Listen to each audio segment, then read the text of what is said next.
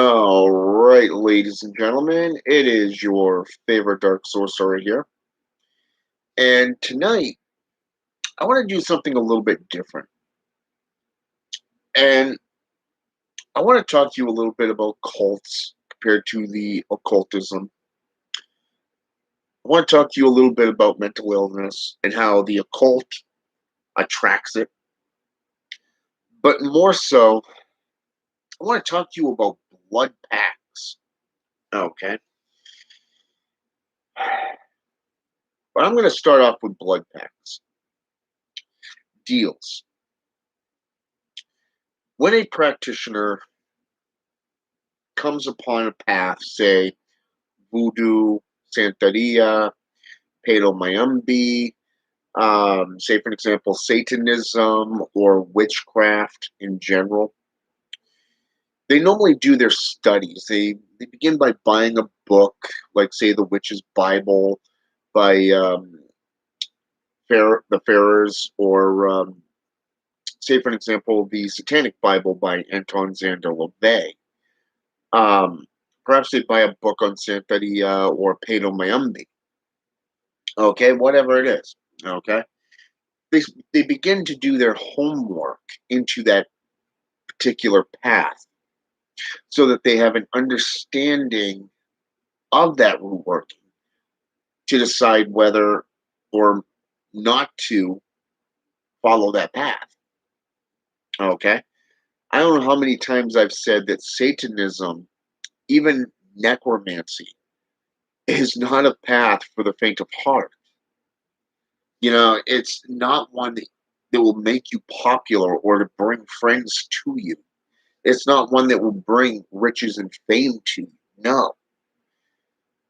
This is a path of solitary confinement. This is a path working that literally makes you the individual. You are the outcast in general.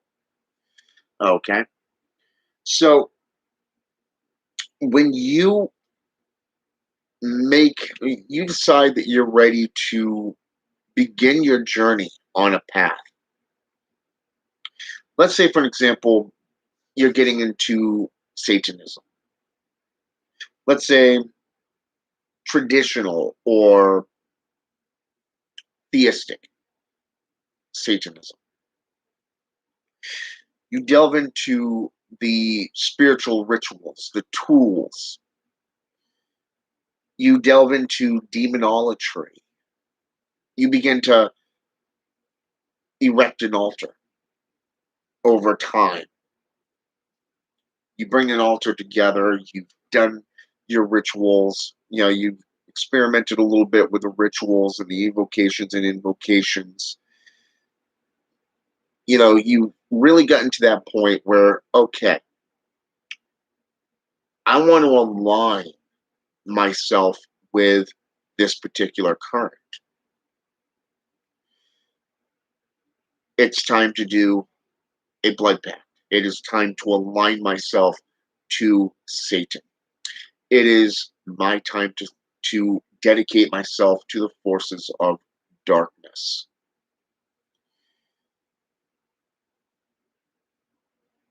So you draw up a pact, something that you are desiring, and also something that you're willing to give up in return. Okay, because it is that give and take of mutually beneficial deal making. Okay, so but to do this, you understand that you have to learn, you have to grow, you have to mature within that field of study and practice. Now, you chose your lieutenant. You choose, say, for an example, Astaroth or Beelzebub. Maybe even you skipped them and went directly to Lucifer's Raphael, the ancient scribe and pact maker. You do the pact and you invoke the four cardinal directions. You do this during the devil's hours. You slice your skin with a razor or the planchette of your dominant hand. and you sign your name in your blood, human blood, your blood, not an innocent person or child or whatever the world believes that it is, your blood. And technically, all you need is three little drops, just three. You don't have to hit an artery, you don't have to open up a vein, you don't have to go all Charles Manson on yourself or anyone else. It's just a quick little prick. One, two, three, sign.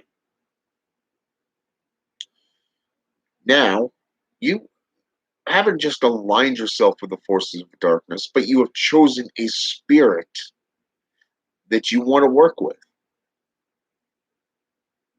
You've chosen that spirit by name in your pact. You have made it a legally binding contract between you and that spirit. And believe me, Lucifer Dreffakel will uphold that legally binding contract. Okay? Now, one of the questions that always comes forth is, well, I made this particular deal when I was young. Okay, what's changed? Is it no longer benefiting you? Is it no longer benefiting that spirit? If so, you could easily draw up another pact. You could easily reform and remold that pact. Okay, this means that you can renegotiate that original pact and redo it. Either way, it's still in play. It is a legally binding contract. So if you decide down the road that you want to just say, fuck it, I'm done with it, I'm going to go turn Christian or Muslim, I'm just going to go into, say, atheistic pursuits, or you violate that legally binding contract, guess what? It does not matter. The spirit that you made that pact with owns your ass. That's right. Owns your ass. You heard me correct. Because you made that deal with that spirit. And if you violate that contract in any way, that demon, that spirit, that entity owns your ass and can come and collect you at any given time. But the sad truth of this right here is that mental illness can also play affected in occultism. You don't just have what is known as the armchair magicians that are just keyboard practitioners that just sit there and claim to be something that they have never practiced. I've seen where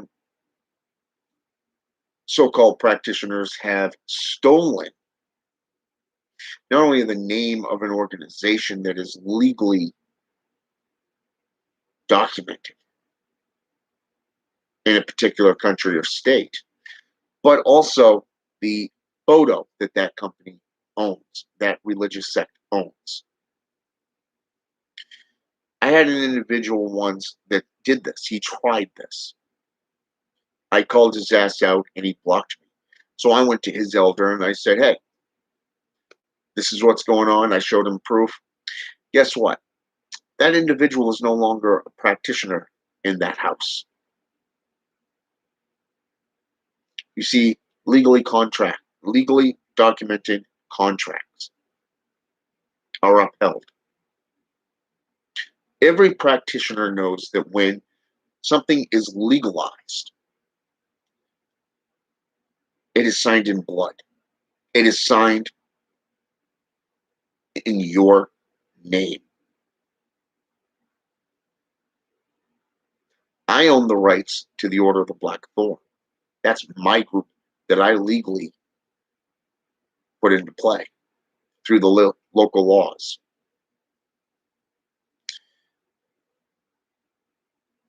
Now, let's say, for example, you take the arcane. You have somebody that is unstable. Take a schizophrenic, for an example. You would not teach an individual such as this to wield a gun because you never know what can happen. That's like giving a gun to a 3-year-old. You see, because they have a tendency to flip back and forth between persona, especially if they have MPD, multiple personality disorder. So this stuff plays into effect here, okay? A lot of times, these people don't know what they're doing, especially when an alternative personality is in play. So you've also got these individuals that are not all there. They form organizations that turn out to be cults, okay? Nothing more than con men hiding behind a religious sect. Look at Christians. They do it all the time, and they get away with it. In fact, they're tax exempt because they're recognized as a religion through the United States government. So guess what? So isn't Satanism. So isn't Wicca. So isn't paganism. So isn't voodoo, Santeria, Pedo, and everything in between. But yet you're still going to find somebody, some group who gets butthurt over one of these sects. Okay? For an example, there was an individual I used to be friends with. And I say this very loosely because, and a little bit sternly as well. See, Wiccans and pagans would put forth the term karma, or they would put forth the threefold law of return can be bestowed here. Now, personally, as a Satanist and a necromancer, a practitioner of the dark arts, I can tell you I don't believe in that stuff. I believe in justice. Okay? When the legal system fails you, you turn to black magic. Okay? You turn to sorcery. Because black magic is the balancing factor. It makes an injustice justice. Okay? So, this is what I mean when I say this about this individual that I used to be friends with. So, I ended up getting involved with a group, okay? A religious group, one that I'm still associated with today. It has benefited me very, very much. I enjoy the practices, the lessons put forth, the whole kid caboodle. I love the current. It's taken me, what, 2, 3 years now, I think? Roughly, yeah, roughly about 2, 3 years. Because the first year was just me studying the practice, the art. The second year, I became associated with some people, ended up becoming an apprentice. So here I am now. I'm just a practitioner, okay? But back then, this individual had a history of flip flopping back and forth like a fish on dry land. I never really paid much attention to it at the time, namely because of the fact that my views were that's your choice. You want to stop being friends with me? Fine. That is your choice. Kind of like what I say here. If you like what I do and you like what I'm about, hit that subscribe button or don't. Nobody's going to force your hand to do so. Okay? It's like you want to comment, feel free. You don't, who gives a shit? You know? It's free will. Okay? That's the beauty of the left-hand path. But this individual He stated, I can't be friends with somebody that's associated with an organization like this. So I said, that's your choice. Have a good one. Basically, meaning I respect your decision. Okay. I'm not going to force you to stay. So over the next 6 months, 6 to 8 months, this individual literally attacked me repeatedly, tied me in with EA co-wedding, tied me in with a few other people, two of which, you know, one of which I had no idea who the hell he was. Okay. Hell, to this day, I still don't know who that guy is. But I was aware of VK. He's aware of me. We basically respect each other and just keep our distance. And then, the other one obviously was EA Coetti. So the three of us were bonded together with this guy, and he was saying outrageous things repeatedly. Now, I ignored him because nobody was taking him seriously. Okay. And the truth is, I didn't give two shits what he was saying. It did not bother me one freaking bit until somebody came to me and a couple of people came to me and started asking questions. And I said, all right, enough's enough. I'm going to do a video. So I ended up doing a video on this guy. Just about 3/4, if not about 98% of the occult world wants nothing to do with this guy. Okay. And it was true. I mean, he's been kicked out of so many groups. Everybody doesn't like him. Hell, even his own business partner literally turned against him. But like all people with mental illness, he fucked up. He fucked up. Okay? He messed up completely. There's an old expression within witchcraft, within any given sorcery. Okay? And that saying is this: never attack a superior mage. Guess what? He attacked several, okay, superior mages. And people had enough of his bullshit and they went at him publicly and magically. So guess what? This guy literally, this fake bookcore, faded into the background. Literally just faded into the background. He has his page that he conducts his business in. Doesn't really post much on Facebook.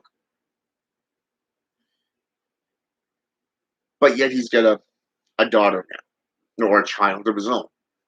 So that's probably taking up a lot of his time right now. Believe me, I know. I'm a dad. Okay? Being a significant other and a father and a worker in the community, guess what? It takes a lot of your time, not just being a minister. So trust me, I understand that part. So, anyways, nobody really has heard much of him since that time. Not much. And believe me, I've been paying attention along with some others. So, anyways, here we are about a year or so down the road.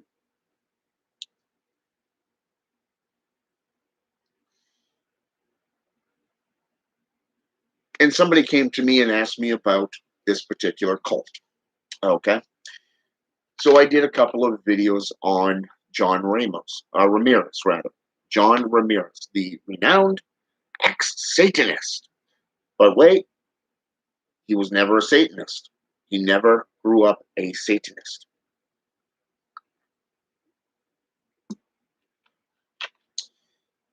And I pointed all this out. And I was asked to do a video. I ended up doing like 2 videos on this guy. Okay. So here we are. There is an old saying here that says, being able to fight doesn't mean you should. A man who does his homework is more dangerous than somebody who just fights out of instinct. Okay? Sun Tzu even said, to know oneself is to know one's enemy, and to know one's enemy is to know thyself. Well, guess what? I did my homework on this guy. Okay, I did my homework on John Ramirez. I watched just about every single video that he put out. And I'm talking, there's more than seven. Okay, a lot more than seven. Because you got his channel, and then you got other channels that you got to go to. So I watched the good, the bad, whatever you want to describe it as. I took notes. I caught him in a lot of contradictions and a lot of lies. And I called him out on that lies and those contradictions in the first video. The second video, I went a little bit more biblical. Okay. That's right, biblical. I actually used the scripture from his Bible, okay, to contradict him and to go at him. Now, here's the funny thing. Since then, all his followers have been coming at me, stating that they're going to pray for me, that they wish I would change teams, the whole 9 yards, the guilt trips, and, everything that they can throw at you. But it's never the same person, okay? So, I mean, when I get underneath I got my cell phone right here, so I can get under, let's see, let's go underneath my messages. I have 1, 2, 3, 4, 5, 6, 7, 8, 9, 9 so far that have messaged me, Christians. Every single one of them. One has actually tried to make friendly chit chat with me, trying to gain information. So I gave him just enough to hang himself in a pre-verbal manner, if you wish. Just enough to ensnare him. And here we have some more. So let me read to you this last one. Okay. This one here I actually laughed at this. And this person said, this is free, PHREE, spirit, commented. God said, touch not my anointed. I was just in LA this weekend with Brother John, and my Bible says, try the spirit by the spirit. Number one, the Bible does not say that. Okay. You go from the 16th century, the Vulgate Bible, to the King James Bible, the New King James Bible, the American Bible, the New World, what is it, the NIV Bible. None of them say try the Spirit with the Spirit. Okay? So this is what I mean by a cult.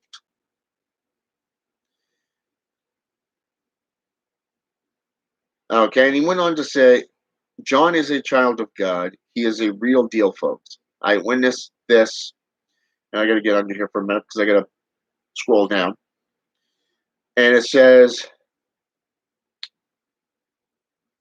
John sets captives free and speaks life unto the hopeless souls who were in attendance. Hallelujah. Okay, number one, you spelled hallelujah wrong. John casted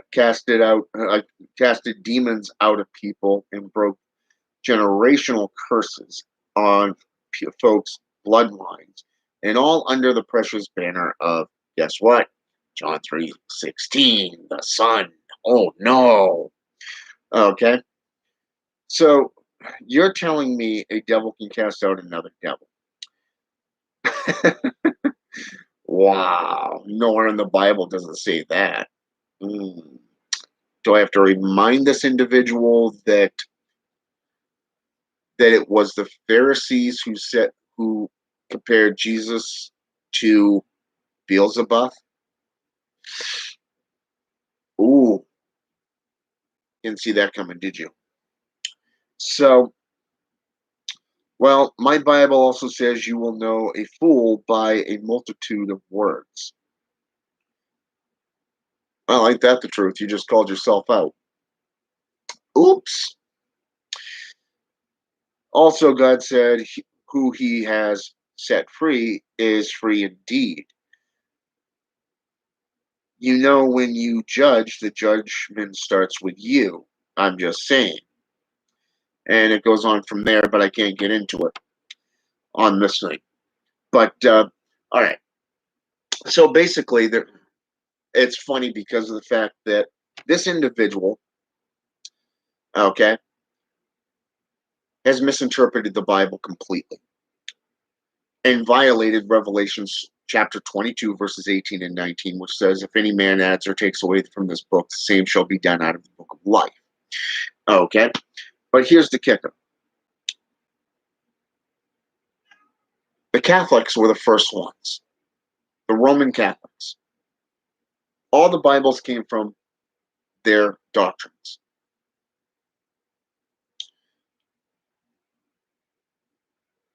The Vulgate Bible, which was the first of all Bibles, came from the Codex Gigas, known as the Devil's Bible.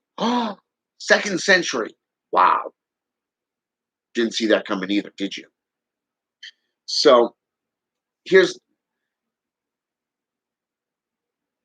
here it is. You can always tell a cult by how they move. Sumner Redwood once did three videos on how Christians operate. I had the honor of watching them. Okay. I even took notes. I saved them to my YouTube channel right until they were taken down after his expulsion from the cabal. So everything they are doing right now, I have already contemplated. I've already seen it. You see, a general learns before they strike, whereas a rookie will just die honorably in battle, needlessly. You see, as left-hand path practitioners, we work solely. We work solo. We don't have the luxury of a church or a congregation. We have to use intelligence. Okay? So the one down before that, the testimony I heard, John says he was feeling depressed for the first time. And he was laying in bed one night and he asked the Lord if he is bigger than his ex-father, Satan. Make his power and presence be known to him. He fell asleep, and then that's when he woke up on a train. Okay? Now, this individual is referring to the dangers of Santeria. Santeria, not Satanism, not devil worship. Santeria, which is a part of the African Caribbean traditions. Okay?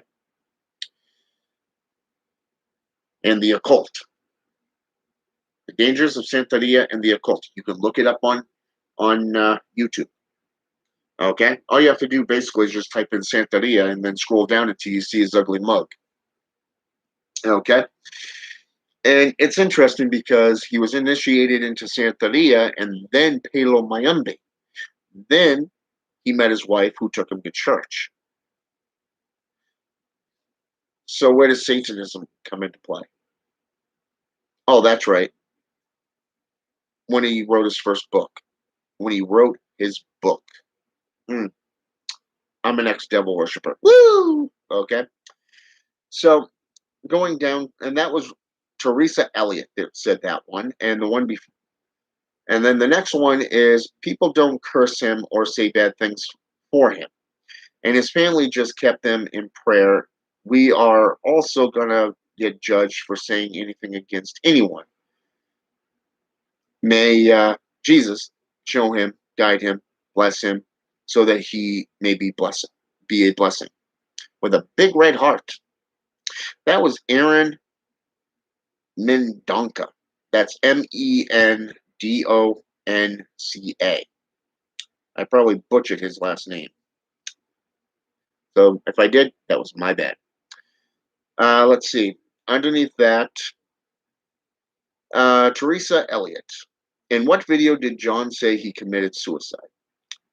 None. There was one video in the dangers of Santeria and the occult. He attempted suicide and it failed. He did not commit suicide because if he committed suicide, he would have been dead. There's a difference. Learn the difference, Teresa. And then you have Bossman, who refers to me as a YouTube detective. Typical Satanist taking things out of context to spread your own narrative. Yeah, that one's. You have a lot of time on your hands, buddy. Okay, and this was by Bossman.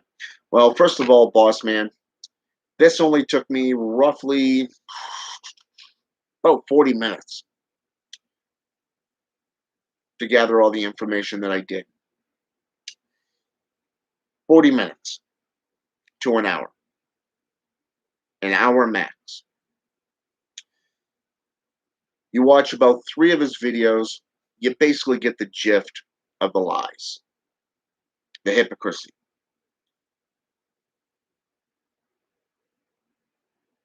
And then let's see.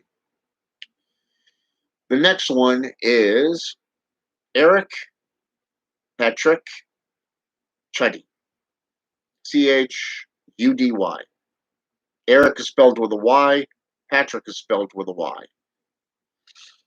I'm sorry for the comments that narrow-minded Christians post. Great video, by the way. Positive one right there. Next, Son of Yahweh. Jesus said blasphemy against the Holy Spirit is an unforgivable sin or unforgiven sin. If you are just being ignorant, then may God have mercy on you. So here they are literally praying against me and putting all their works there. Different individuals coming every single time. Okay. And it's funny because, like I said, I've counted about 7 to 9 people so far. Joe's Alcala, Alcala. Get a life before it ends, my brother. Well, for one, you and I are not brothers, and second of all, I don't fucking know you, nor do I care to. So, and then you got Don't Care. That's the name I like the most. Don't Care. Okay. One day ago, I did not know I was a sub with the yellow emoji face. Going, But I agree with you. This man is a fake. Why people believe him, I don't know. He's just making his money. Amplified recoil. 2 days ago, God will curse those who curse his children. You have been warned. Wow, criminal threatening. Not bad. You're moving up in the world. Okay. And then you have Elton Atati, Atati, 4 days ago. Whatever you were saying about is out of context. Any spirit that is not in line with the Holy Spirit is a demonic spirit, especially the spirits you worship in your belief. Okay. Number one, there are different spirits. Okay. You have the European traditions of the old folklore. Then you have the Middle Eastern, which are the Galactic demons from the Solomantic keys or the Ars Goetia. You also got the 72 jinn, which they were derived from. Okay. And when you get down into Africa, depending on the area of Africa, be it Ethiopia, Malawi, Giza, you know, north, south, you have the Loa, the Orisha. Okay. All of these spirits are not demonic. The only ones that view every spirit out of ignorance as being devils or demons is Christianity. You might want to do your own homework on that, bub. Let's see. Then you have Heather Nicole Mont. LOL, this is the worst takedown of anyone I've ever seen. I'm embarrassed for you. I could correct all the errors, R-E, J-R, in the Bible, but I need to do my own video, and I'm too busy. And I've read that one before. And there's several others that, I posted. But you get the gist of it, okay? Christianity is nothing more than a joke. It is a corporation raking in millions, if not billions of dollars each year from all of its followers. They have brainwashed them to the point that it is literally a cult. Nothing more. At least Catholics have the balls to call you and refer to you as a number. One human, two human, three human. Ah, ah, ah. The Count, Sesame Street, if you got that reference. So you see the point there, okay? Right there you have the legal system of legally binding contracts. Then you got mental illness. And then you have cults, okay? And I want you to consider this because one of the things that has been going down lately is, well, there's an old saying, and I'm going to start it off with this. Don't bite the hand that feeds you, okay? And it's funny because there's a lot of talk right now about Ellie Mercury, okay? Ellie Mercury.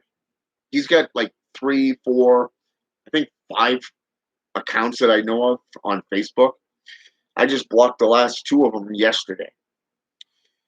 But it was funny because this kid, he's like 19 years old. He thinks he's a big shot, completely mentally unstable, thinks he's better than the gods.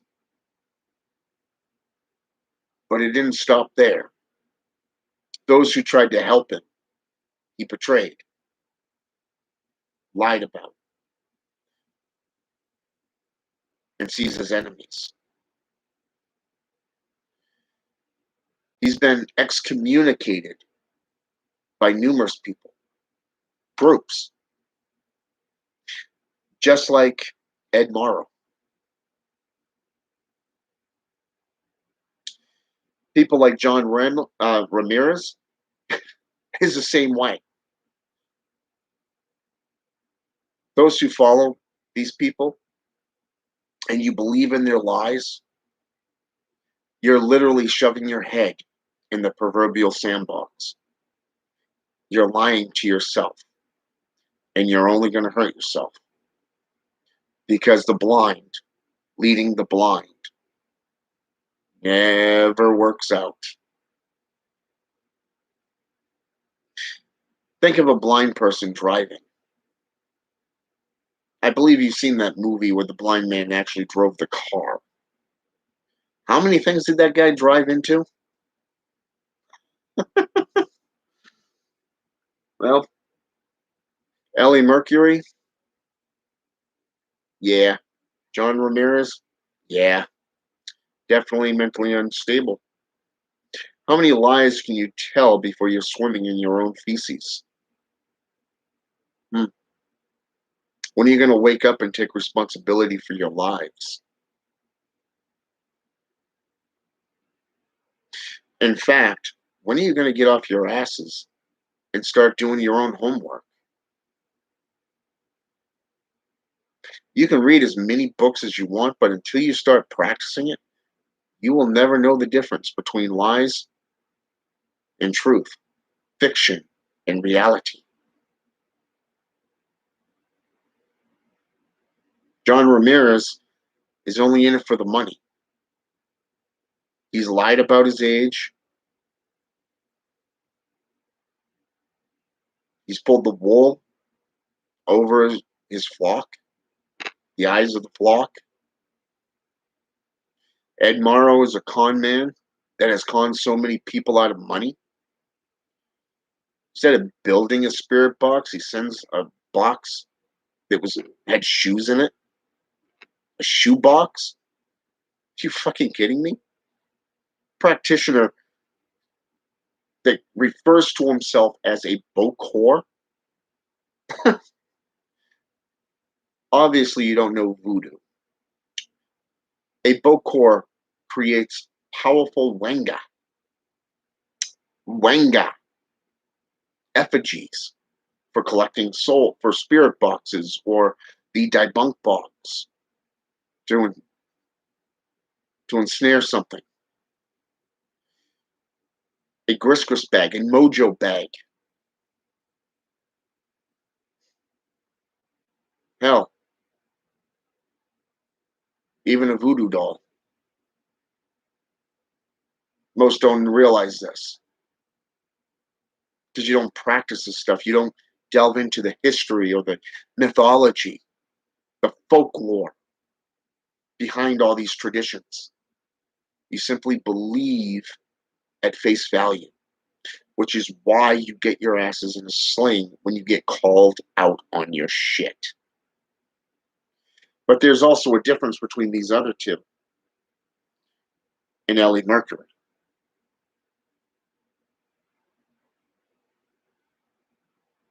You see, Ellie Mercury believes he's better than the gods. John Ramirez actually thinks he's doing God's work to the point where it's flat out delusional. And Ed Morrow, well, he doesn't care who he gets scammed as long as he gets money. I mean, his own partner called him out on his YouTube channel. His wife left him, lost his kids. Now he supposedly has another kid, from what I understand. Yeah. All I got to say about this is do your history. Learn from history. A man who does not learn from history is doomed to repeat it. But also, I want you to think of Schrodinger's cat. Now, why would I bring this physics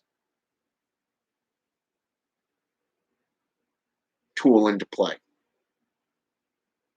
Why would I do this? Well, here it is. Now, if you take these three individuals, you put them in a box. Are they alive or dead? Okay. Are they alive or dead? Are they going to learn from their mistakes, or are they going to continue making those mistakes? Are they going to evolve? How do you know if you don't open up that proverbial door and let them out of the box? You see, John Ramirez is never going to learn.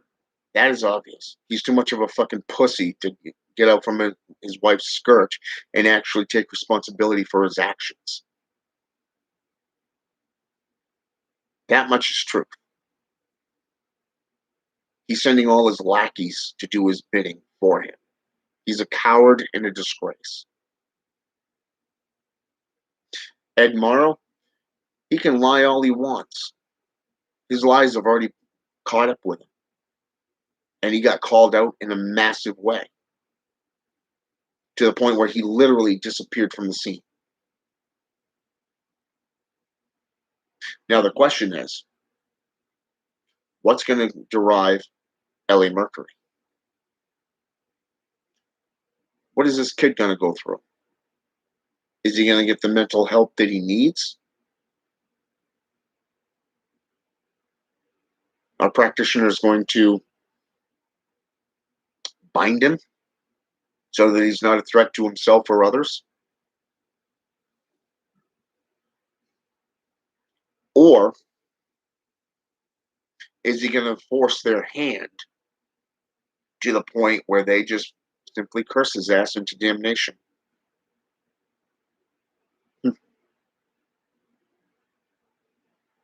Well, there's always that chance they'll learn.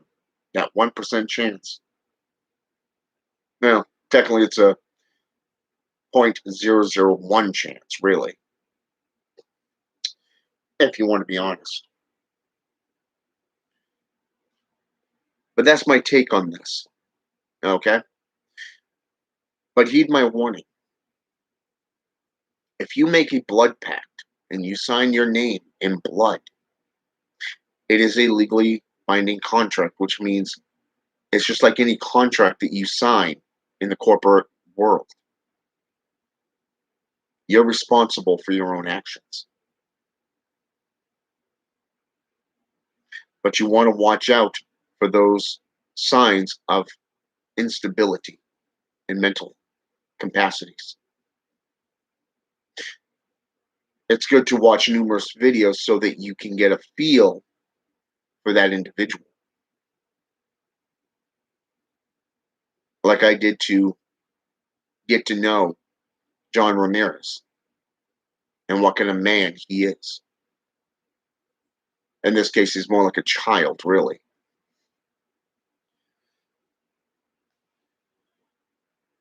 And then you have Ellie Mercury. 3 individuals. 3. One has paid the price. Second, is too much of a coward to face the repercussions of his own actions. And the third one is blind and does not see that everything good in his life is disappearing because of the words coming out of his mouth. But hey, not my issue. I'm just the guy that people come to find out information. Why? Because I pay attention. I'm good at what I do. Research.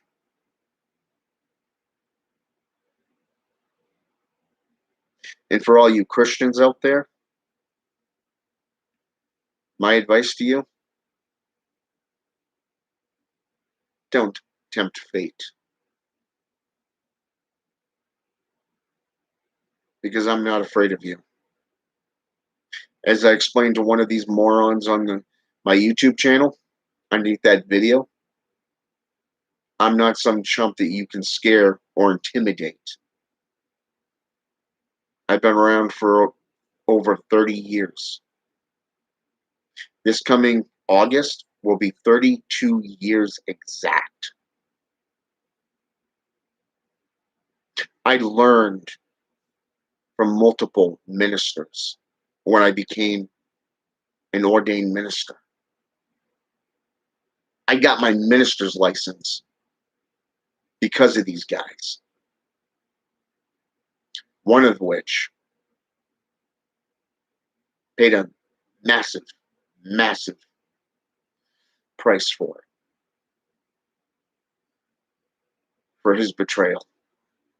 The other one, well, let's just say I should have cursed his ass, but he's already done that to himself. Yeah, still getting a kick out of that one. You watch about 300 people go down to 97 people. And that's just what's left of his congregation. And a lot of his flock nowadays, damn. Talk about in desperate need of a stairmaster. But hey, my point is this. Do your homework.